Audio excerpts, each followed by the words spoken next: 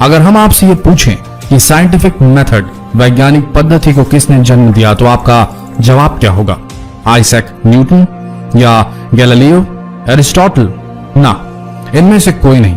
असलियत यह है कि साइंटिफिक मेथड का जन्म वेस्टर्न वर्ल्ड में नहीं बल्कि इस्लामिक वर्ल्ड में हुआ था। जी हाँ। नंबर 1, इब्न अल हैथम। ये वो महान अरेबिक मुस्लिम आविष्कारक थे जिन्होंने ये सबसे पहले कहा था। अरेबिक का अंग्रेजी अनुवाद बता रहे हैं। Don't take my word for it, see for yourself. मेरे शब्दों को बिल्कुल न माना जाए बल्कि इन एक्सपेरिमेंट्स को खुद करके निष्कर्ष तक पहुंचा जाए। इब्न अल हैथम वो पहले शख्स थे जिन्होंने बताया कि हम देख कैसे पाते हैं, कैसे प्रकाश हमारी आंखों में प्रवेश करता है और एक उल्टी छवि हमारे आंखों के पर्दों पर बनती है। आप यकीन मानेंगे कि पहला कैमरा ऑब्सक्यूरा, जो कि एक पिन होल कैमरा हुआ करता था, वो इब्न अल हैथम ने ही इजाद किया था। उन्होंने ही बताया था कि प्रकाश सीधी रेखा में ट्रैवल करता है और अलग अलग मीडियम में लाइट बेंड भी होती है, हवा में, पानी में, कांच में। कायदे से देखा जाए तो इब्न अल हैथम को फादर ऑफ ऑप्टिक्स कहा जाना चाहिए, पर वो कहावत है ना, those who are in power write the history. आगे बढ़ते हैं। Number 2, al Idrisi. Al Idrisi वो पहले एंडलूसियन कार्टोग्राफर थे। कार्टोग्राफर का मतलब होता है वो जो मैप या नक्शा बनाता हो। अल इदरीसी ने ही मेडिवल टाइम्स में दुनिया का पहला ऐसा नक्शा बनाया था जिसमें पूरी पृथ्वी की डिटेल इंफॉर्मेशन थी। Christian north, Islamic world, Africa और फार ईस्ट की डिटेल इंफॉर्मेशन देने वाला ये पहला नक्शा था। ये नक्शा अल इदरीसी ने 12वीं सदी में बनाया था और आने वाली कई सदियों तक पूरी दुनिया के यात्रियों ने इसका इस्तेमाल किया था। नंबर 3, अल जहारवीज सर्जिकल इंस्ट्रूमेंट।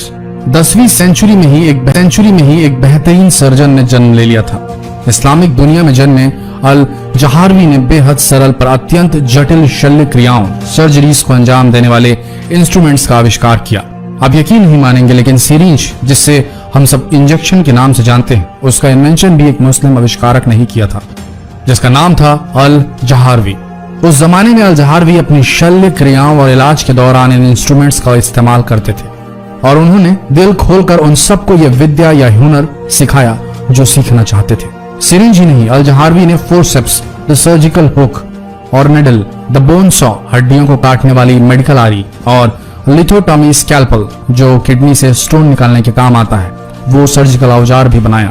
सबसे बड़ी बात, इतने ज्यादा मॉडर्न मेडिकल एडवांसमेंट के बाद भी आज भी सर्जन्स जो सर्जिकल इंस्ट्रूमेंट्स इस्तेमाल करते हैं, उनका बेस सिद्धांत अल जहारवीज के इंस्ट्रूमेंट के जैसा ही है और कुछ तो जस के तस इस्तेमाल किए जाते हैं। लेकिन अफसोस, कई लोगों की जिंदगी बचाने वाले इन इंस्ट्रूमेंट्स के रचयिता को इसके लिए कोई क्रेडिट मॉडर्न मेडिकल साइंस ने कभी नहीं दिया। नंबर 4, मोहम्मद इब्न मूसा अल खुज़मी। वो अलजेब्रा और एल्गोरिदम के पिता के रूप में जाने जाते थे उस जमाने में, जिसे दूसरों द्वारा विकसित किया जा रहा था। शब्द एल्गोरिदम उनके नाम से ही लिया गया। उनकी पुस्तक हिसाब अलजबर वल मुकाबला, एकीकरण और समीकरण की गणना का उपयोग 16वीं सदी तक यूरोपीय विश्वविद्यालयों की प्रमुख पाठ्य पुस्तक के रूप में किया जाता था। नंबर 5, अबू मूसा जाबिर इब्न हयात। प्रारंभिक रसायन विज्ञान के पिता के रूप में जाने जाते थे। वह एक पॉलीमैथ, खगोलविद और ज्योतिषी, इंजीनियर, भूगोल, दार्शनिक, भौतिक विज्ञानी, फार्मासिस्ट और चिकित्सक थे। बहुमुखी प्रतिभा के धनी थे अबू मूसा जाबिर इब्न हयात। उन्होंने स्टील विकसित करने के लिए प्रक्रिया विकसित की और धातुओं से अशुद्धियों को दूर करने के तरीकों को भी पेश किया था।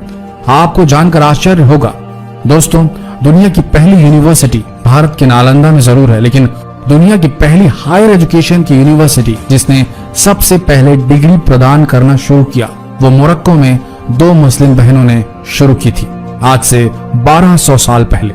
नाम है अल काराविन मॉस्क एंड यूनिवर्सिटी। आप गूगल में फर्स्ट यूनिवर्सिटी ऑफ वर्ल्ड लिखकर सर्च कर सकते हैं। सोचिए, 2 मुस्लिम महिलाओं ने दुनिया की पहली यूनिवर्सिटी की नींव रखी थी। नाम था फातिमा अल फिरही और मिरियम अल फिरही। लेकिन आज तक कोई फेमिनिस्ट कभी इन मुस्लिम महिलाओं का नहीं लेता।